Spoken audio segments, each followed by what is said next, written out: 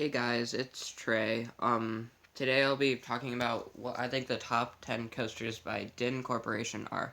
Dinn Corporation is a smaller, less known company and is known for making some pretty bad rides, but unfortunately the bad rides overshadow the good rides that are made by Dinn. Coming in number 10 we have Mean Streak. Recently this was announced to close, but from what I've heard, it's not that this ride is rough, it's more of that it's boring and forceless. That's why most coaster enthusiasts hate it. That's what I'm under the opinion of. This coaster is a very long coaster, however, and does give some pretty decent laterals. Coming in number 9 is the Texas Giant. This coaster is a lot like Mean Streak.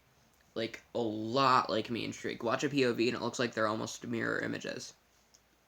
The only reason that this is ahead is because it has theming, and I've heard that it's a tad bit more forceful. But this is way rougher than Mean Streak from what I've heard. Number 8 is Raging Wolf Bob's at Geauga Lake. It's now a defunct coaster, but from what I've heard, it was a pretty mediocre ride. It was rough, it was forceless, and it had painful restraints. Those are the things I've heard about it. Coming in number 7 is the now defunct Hercules at Dorney Park. This stands where Hydra is now standing. Hydra stood where Hercules once stood.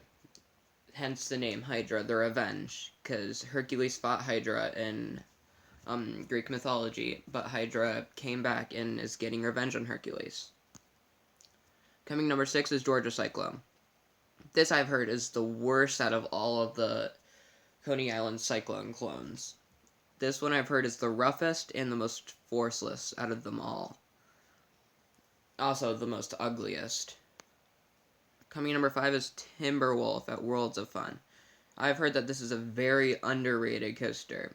And honestly, it's a lot like one of the other coasters that is higher, but I'll explain why it's higher in a bit. This coaster is one of the more unique coasters by Dinn, however.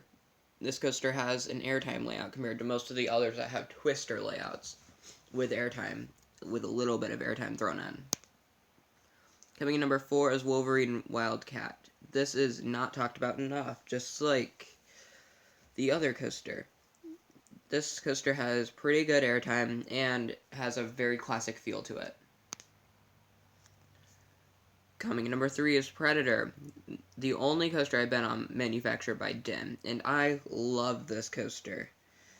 It's very forceful.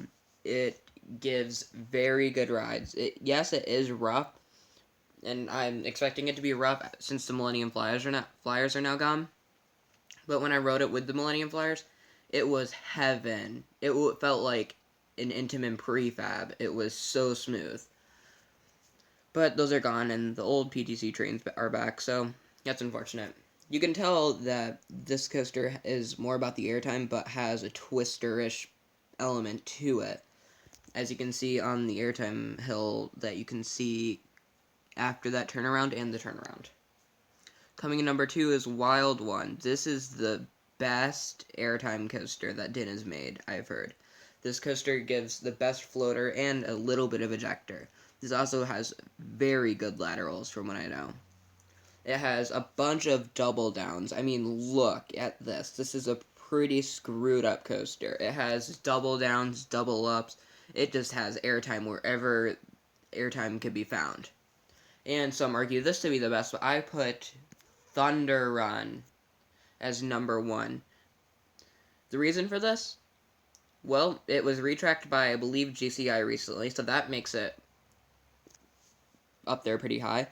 Another reason is that this is evidence that hurlers are not that boring.